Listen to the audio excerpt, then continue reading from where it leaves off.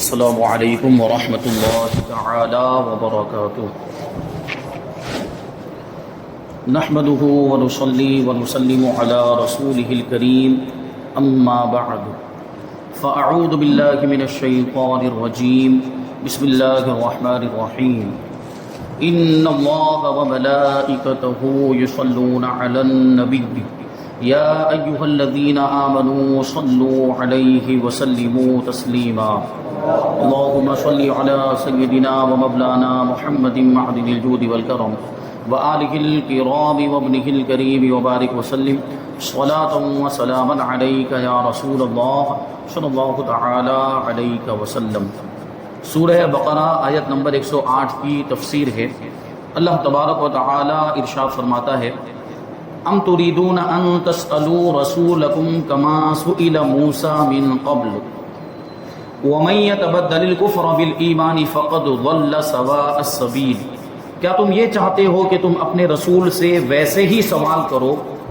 جیسے اس سے پہلے موسیٰ سے کیے گئے، اور جو ایمان کے بدلے کفر اختیار کرے تو وہ سیدھے راستے سے بھٹک گیا۔ اس آیت کریمہ کی دو تفسیریں بیان کی گئی ہیں۔ پہلی تفسیر یہ ہے کہ یہودیوں نے نبی کریم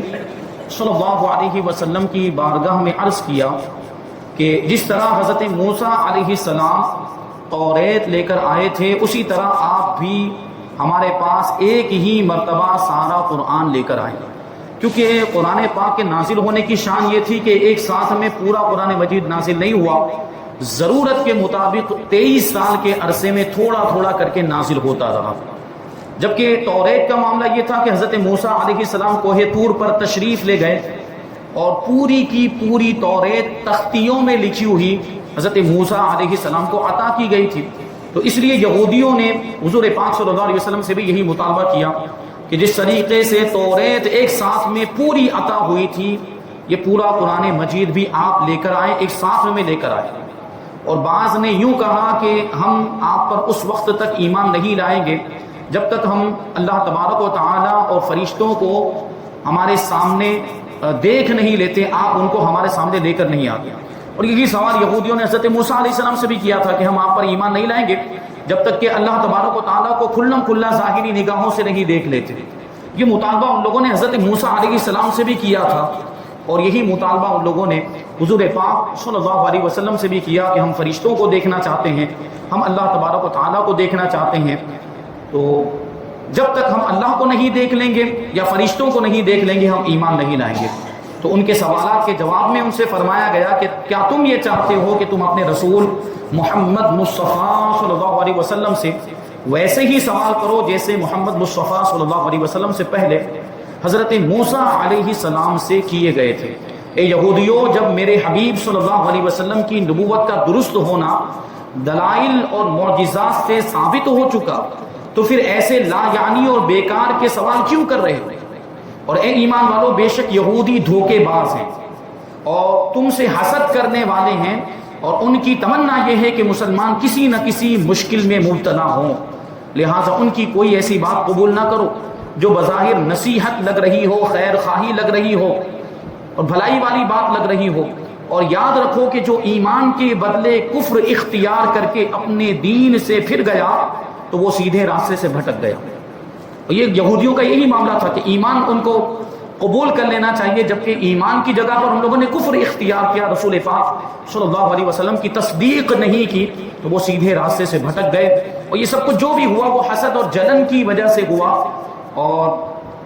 وہی حسد اور جلن کہ حق بات دیکھنے کے باوجود اور یہ ان کو معلوم ہو جانے کے باوجود کہ اسلام ہی حق ہے اور محمد صلی اللہ علیہ وسلم ہی نبی آخر الزماں ہیں، اسی حسد نے ان کو حضور پاک صلی اللہ علیہ وسلم کی تکذیب اور آپ کو جھٹلانے پر ابھارا، پھر وہ ایمان نہیں لائے۔ یہ ایک تفسیر۔ دوسری تفسیر یہ ہے کہ کفار مکہ نے حضور پر نور صلی اللہ علیہ وسلم کی خدمت میں عرض کیا کہ آپ سارا قرآن پاک ایک ہی مرتبہ لے کر آ جائیں، تو کسی نے کہا کہ اللہ تعالیٰ اور فرشتے کو ہمارے سامنے اعلانیہ یعنی کھلم کھلا لے کر آئیں، کسی نے کہا کہ کوہ صفا کو سونے کا بنا دیں۔ اور اس کے بارے میں اور بھی مختلف روایتیں ملتی ہیں، جیسے کہ ایک روایت میں آیا ہے عبداللہ ابن امیہ مخزومی کے بارے میں کہ وہ چند قریش کے افراد کو لے کر نبی پاک صلی اللہ علیہ وسلم کی بارگاہ میں حاضر ہوا اور یہ کہنے لگا کہ اگر آپ مکہ مکرمہ کو کشادہ کر دیں اور مکہ مکرمہ میں خوشحالی آ جائے اور سرسبز و شادابی آ جائے، یعنی یہ ہو کہ یہ صفا پہاڑ جو ہے یہ سونے کا بن جائے، پہاڑوں سے چشمے نکلنے لگ جائیں اور یہاں پر کھجور کے اور انگور کے درخت اگ جائیں، یا یہ کہ آپ سیڑھی لگا کر آسمان پر چلے جائیں اور وہاں سے ایک ایسی کتاب لے کر آئیں جس میں یہ لکھا ہو میرے نام کے ساتھ. عبداللہ ابن امیہ مخزومی کہتا ہے کہ جس کتاب کے اندر میرے نام کے ساتھ یہ لکھا ہوا ہو کہ اے عبداللہ محمد پر ایمان لے آؤ تب جا کے میں ایمان لاؤں گا. یہ اس نے مطالبہ کیا. تو سوچے یہ اس کی کس طرح کی ہٹ دھرمی ہے اور یہ کیسی اس کی سرکشی اس کو کہا جائے، اور یہ انعام کہ نبی پاک صلی اللہ علیہ وسلم سے اس طرح کے اس نے سوالات کیے. تو ان سوالات کے جواب میں ان سے فرمایا گیا کہ تم بھی اپنے رسول محمد مصطفیٰ صلی اللہ علیہ وسلم سے اسی طرح فضول سوال کر رہے ہو جس طرح ان سے پہلے حضرت موسیٰ علیہ السلام کی قوم نے ان سے کہا تھا کہ ہمیں اعلانیہ خدا دکھا دو. حالانکہ آیات قرآنیہ کے نازل ہو جانے کے بعد دوسری نشانیوں کا مطالبہ کرنا یہ سیدھے راستے سے بھٹک جانا ہے. یہ وہ سیدھے راستے سے بھٹک رہے تھے، یہ سوال کر رہے ہیں اور مان نہیں رہے ہیں. اس کا تو مطلب یہی ہوتا ہے. تو اس آیت سے معلوم ہوا کہ کسی صحیح مقصد کے بغیر سوال کرنا ممنوع ہے اور فضول اور بیکار کے سوال کرنا بھی منع ہے. لہٰذا عوام الناس کو چاہیے کہ اس بات کو پیش نظر رکھیں کہ علماء اور مفتیان کرام سے وہی سوال کیے جائیں جن سوالوں کی ضرورت ہو، جن کی حاجت ہو. زمین پر بیٹھ کر خامخواہ چاند پر رہائش کے سوالات نہ کیے جائیں. زمین پر بیٹھے ہوئے پوچھتے ہیں کہ چاند پر جا سکتے کہ نہیں جا سکتے، چاند پر جانا ممکن ہے یا نہیں، کیا وہاں پر آدمی رہ سکتا ہے، وہاں پہ زندہ رہ سکتے ہیں. یہ سب سوالات کرنے کا کوئی مطلب ہے؟ ان سب سوالات کی کوئی ضرورت؟ اگر چاند پہ جانا ممکن ہو بھی جائے تو آپ کی طاقت میں ہے کہ آپ جائیں گے؟ وہ تو مخصوص لوگ ہی جا سکتے ہیں، اور اگر چلے بھی گئے تو وہاں ہمیشہ تو نہیں رہ سکتے ہیں، کیونکہ زمین کو رہنے کے لیے اللہ تبارک و تعالیٰ نے انسانوں کے موافق بنایا. دوسرا کوئی پلانٹ ایسا نہیں ہے کہ جو انسانوں کے رہنے کے لیے موافق ہو، وہاں کی آب و ہوا یا وہاں کا ایٹماسفیئر ایسا ہو کہ وہاں انسان رہ سکے. اگر ایسا ہوتا تو ابھی تک کتنے جاندار مل گئے ہوتے اور کتنی ایسی دوسری مخلوقات مل گئی ہوتی، لیکن ابھی تک ایسا کچھ دریافت نہیں ہو پایا ہے. اور زمین پر ہی انسان آباد ہیں، زمین پر ہی انسان بستے ہیں، اور انہی انسانوں کے اندر انبیاء کرام بھی تشریف لائے اور انبیاء کرام کے سردار ہمارے آقا بھی تشریف لائے. اس کا مطلب کیا ہے کہ رہنے کے لیے اسی زمین کو بنایا گیا، تبھی تو انسانوں کو یہاں آباد کیا گیا. تو زمین پر رہ کر آسمان کی باتیں کرتے ہیں، انترش کی باتیں کرتے ہیں، خلا کی باتیں کرتے ہیں، اور ایسے سوالات آ کر علماء کرام کی بارگاہ میں پوچھتے ہیں، اور یہ بلا وجہ اس کی ضرورت نہیں. نماز کا کوئی مسئلہ نہیں پوچھیں گے اور روزے کے مسائل نہیں پوچھیں گے، حج اور زکوٰۃ یا ضروری مسائل تجارت وغیرہ کے. کاروبار کر رہے ہیں تو اس میں یہ دیکھیں کہ آپ جو کاروبار کر رہے ہیں وہ حلال ہے یا حرام، جائز ہے ناجائز، کوئی غلط کام تو آپ سے نہیں ہو رہا، وہ پوچھیں آ کر. یہ ضروری باتیں یہ نہیں پوچھیں گے اور بلا وجہ کی. جیسے عجیب و غریب سوال، ایک ہمارے بزرگ مفتی صاحب قبلہ کی بارگاہ میں کسی نے ایسا سوال پوچھ لیا کہ یہ مچھلی کب بنی، مچھلی کب تیار ہوئی، اور مچھلی کو کب پیدا کیا گیا، وغیرہ وغیرہ. اب یہ جان کر کیا کر لے گا، تم مچھلی کھانے سے مطلب رکھ، تو مچھلی کھانے سے مطلب، وہ کہا جاتا ہے نا بھائی آم کھاؤ گٹلیاں مت گنو، یہ کیا فائدہ ہو؟ وہ یہ جان کر وہ کیا کر لے گا کہ مچھلی کب پیدا ہوئی، اس کو کب پیدا کیا گیا وغیرہ. عجیب و غریب سوال اس طرح کے بے فائدہ. اب یہ بھی پوچھتے ہیں کبھی جیسے کہ پہلے انڈا آیا یا پہلے مرغی آئی، اور پھر وہ پہیلیاں عجیب و غریب پہیلیاں بنائی جاتی ہیں اور پہیلیوں کو گھمایا جاتا ہے. یہ بھی بات یاد رکھیں کہ اس میں بھی کہیں نہ کہیں غیروں کی سازش کا دخل ہے کہ مسلمانوں کو اس طرح مشغول کیا جا رہا ہے فالتو کی چیزوں میں، اور علماء کو بھی الجھایا جا رہا ہے کہ وہ انہی ساری باتوں میں الجھ کے رہ جائیں اور جو ضروری بات ہے وہ رہ جائے. لیکن اللہ تبارک و تعالیٰ کا فضل و احسان ہے کہ جو علماء ربانیین ہوتے ہیں جن کو اللہ تبارک و تعالیٰ خاص توفیق عطا فرماتا ہے، وہ ان ساری چیزوں سے بچے رہتے ہیں. اور جو عام لوگوں میں بھی، عام مومنین میں بھی جن کو اللہ توفیق عطا فرماتا ہے، تو وہ ان علماء کا احترام بھی کرتے ہیں، ان کی قدر بھی کرتے ہیں، اور ان سے جیسا فائدہ اٹھانا چاہیے ویسا فائدہ اٹھاتے ہیں، اور جو ضرورت کے سوال ہوتے ہیں وہی کرتے ہیں، اور جن سوالات سے کوئی فائدہ ہوتا ہو ایسے ہی سوالات پوچھتے ہیں. تو بیکار سوالات نہیں کرنے چاہیے. بعض لوگ علماء کو پریشان کرنے کے لیے یا ان کا امتحان لینے کے لیے یا ان کی لا علمی ظاہر کرنے کے لیے سوال پوچھتے ہیں. کبھی ہوتا ہے نا آزمانے کے لیے، ان کو مسئلہ معلوم ہے کہ نہیں، ان کے پاس علم ہے کہ نہیں، اس لیے پوچھتے ہیں، جبکہ پہلے کسی اور سے پوچھ کے آیا ہوتا ہے، کیونکہ اس کو بھی تو معلوم نہیں ہے،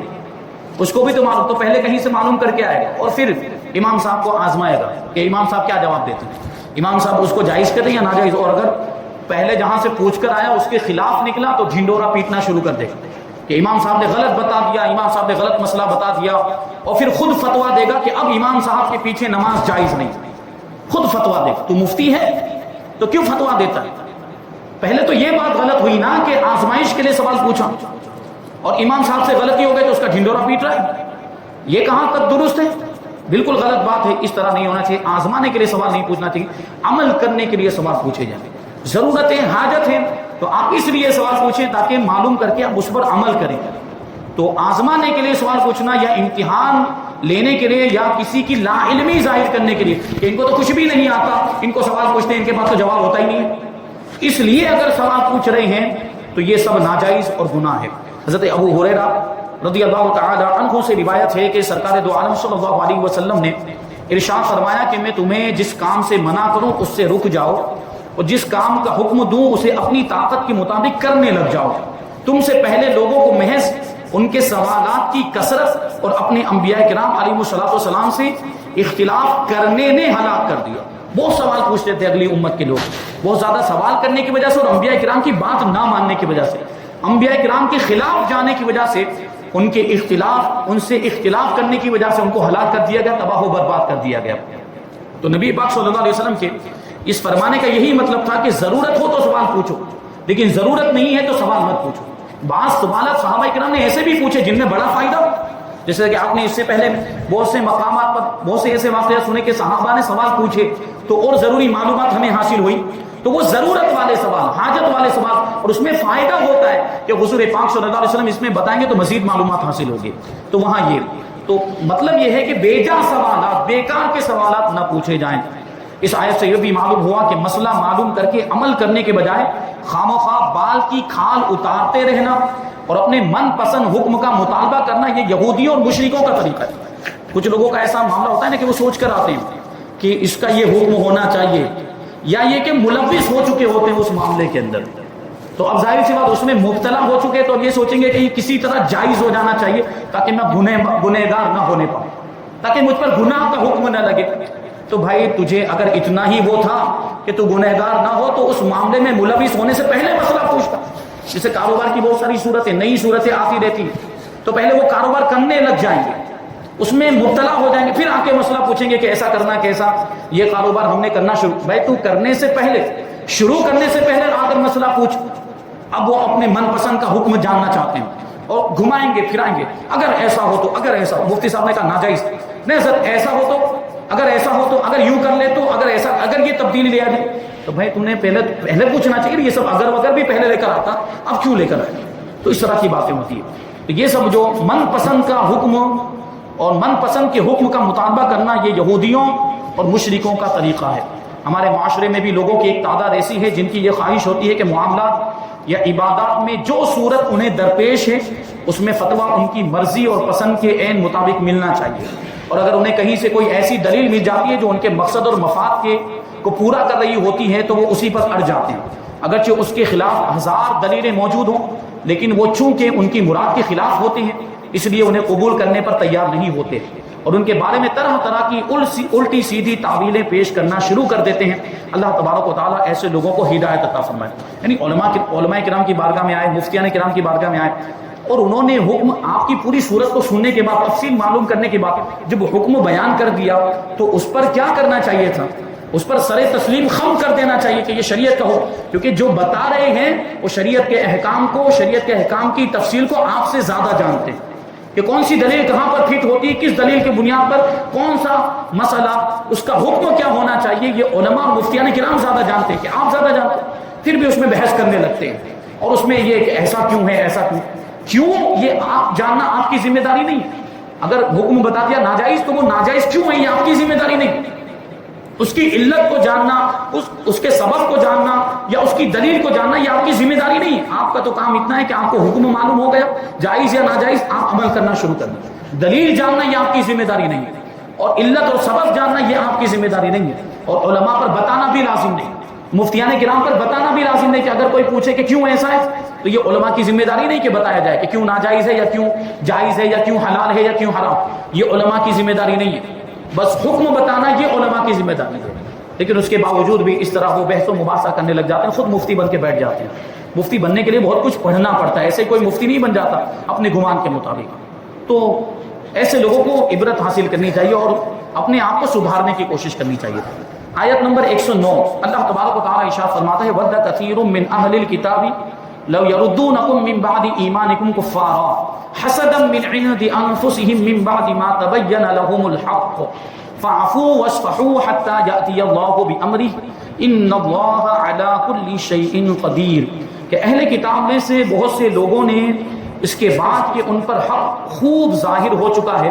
اپنے دلی حسد کی وجہ سے یہ چاہا کہ کاش وہ تمہیں ایمان کے بعد کفر کی طرف پھیر دیں، تو تم انہیں چھوڑ دو اور ان سے درگزر کرتے رہو یہاں تک کہ اللہ تبارک و تعالی اپنا حکم لائے، بے شک اللہ ہر چیز پر قادر ہے۔ جنگ احد کے بعد یہودیوں کی ایک جماعت نے حضرت حذیفہ ابن یمان اور حضرت عمار ابن یاسر رضی اللہ تعالی عنہما کو معاذ اللہ مرتد ہونے کی دعوت دی۔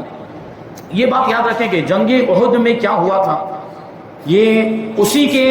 پس منظر میں یہ بات کہی جا رہی ہے، کیونکہ جنگ احد میں ظاہری طور پر مسلمانوں کو شکست ہوئی تھی، ظاہری طور پر مسلمانوں کو ہار کا سامنا کرنا پڑا تھا، میدان چھوڑ کر یہ جانا پڑا تھا۔ تو یہ ہار اس کا وہ لوگ فائدہ اٹھا رہے تھے یہودی کہ مسلمانوں کو یہاں شکست خوردہ ہونا پڑا ہے، اس لیے ابھی موقع ہے کہ جو کمزور مسلمان، کمزور کا مطلب کیا ہے، ایمان کمزور نہیں، مالی اعتبار سے کمزور ہے، دولت نہیں ہے اور یہ کہ کاروبار وغیرہ کچھ اتنا بڑا نہیں، ایسے مسلمانوں کو ابھی جو ہے کہ ہاتھ میں لیا جا سکتا ہے۔ یہی تو بد مذہب بھی کرتے ہیں، یہی تو ہمارے مخالفین بھی کرتے ہیں کہ وہ کمزور مسلمانوں کو، سنیوں کو ٹارگٹ بناتے ہیں اور ان کو لالچ دیں گے، جیسے اگر کسی کے پاس کاروبار نہیں ہے تو کہیں گے تم کو رکشہ دلا دیں گے، تم کو دکان کروا دیں گے وغیرہ، اور اس طرح کھینچ کر لے جاتے ہیں۔ تو ان لوگوں نے بھی یہ کیا، حضرت حذیفہ ابن یمان اور حضرت عمار ابن یاسر ایسے صحابہ کرام کے پاس آئے اور ان کو مرتد ہونے کی دعوت دی۔ لیکن ابھی سوچنے جیسی بات ہے کہ آج کل کا یہ جو مسلمان تھے ایمان والے، وہ آج کل کے نہیں تھے، وہ تو صحابی رسول تھے، ان کے ایمان میں تزلزل کیسے آ سکتا ہے؟ تو ان بزرگوں نے سختی اس کے ساتھ رد کر دیا اور پھر حضور پاک صلی اللہ علیہ وسلم کی خدمت میں حاضر ہو کر اس واقعے کی خبر دی کہ یہودیوں نے ہم کو مرتد کرنے کی کوشش کی، ہمیں دین سے پھیرنے کی کوشش کی، تو ہم نے ان کی بات کو رد کر دیا۔ حضور پرنور صلی اللہ علیہ وسلم نے فرمایا کہ تم نے بہت اچھا کیا اور تم نے فلاح پائی، یعنی تم کامیاب ہو گئے۔ اس پر یہ آیت کریمہ نازل ہوئی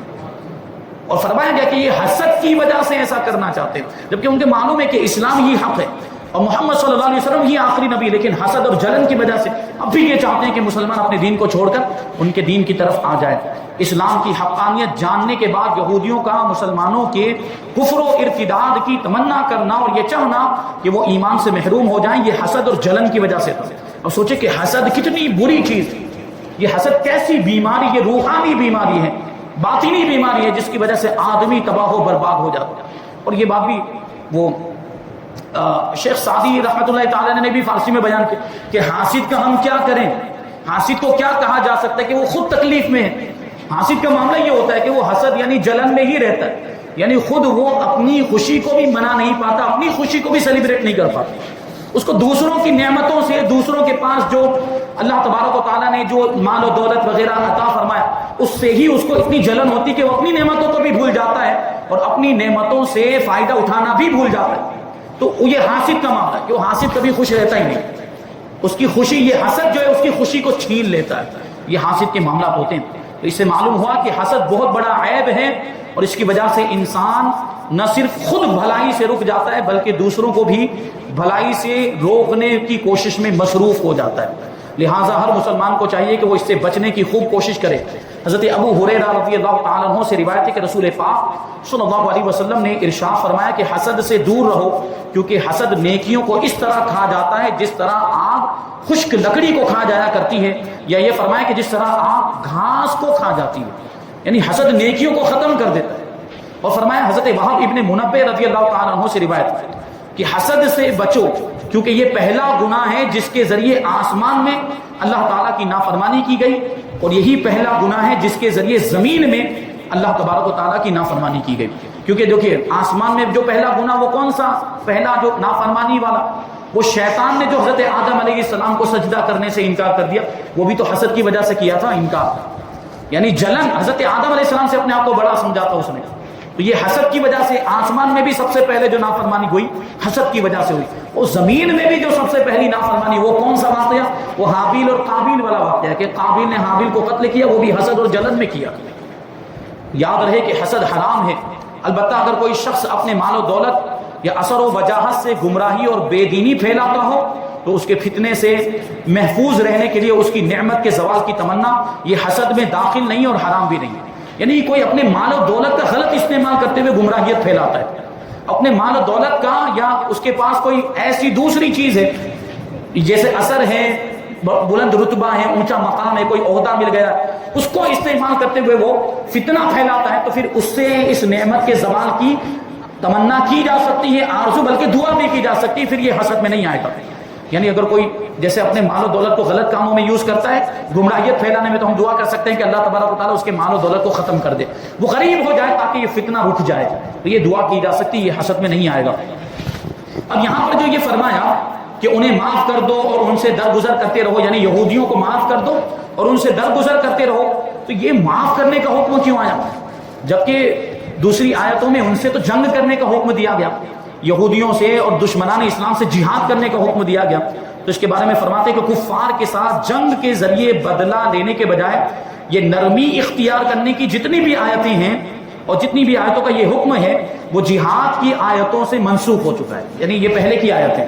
معاف کرنا اور درگزر کرنا یہ پہلے کی آیتیں، بعد میں جہاد کی آیتیں نازل ہوئی، اور وہ پہلے والی جو نرمی اختیار کرنے والی آیتیں ہیں وہ جہاد کی آیتوں سے منسوخ ہو چکی ہیں، جیسا کہ اس حکم کے آخر میں خود فرمایا کہ یہاں تک کہ اللہ تبارک و تعالیٰ حکم لے کر آئے، یعنی ان کے بارے میں کوئی دوسرا حکم لے کر آئے اور بعد میں جہاد کا حکم آ گیا، جہاد اور قتال کا حکم آ گیا، اور جب جہاد کا حکم آ گیا تو پھر اب ان کے ساتھ نرمی اختیار نہیں کی جائے گی اور ان سے درگزر نہیں کیا جائے گا۔ اگر وہ سدھر جاتے ہیں اور تابع ہو جاتے ہیں تو پھر تو ٹھیک ہے، ورنہ ان سے جنگ کی جائے گی اور ان سے جہاد کیا جائے گا۔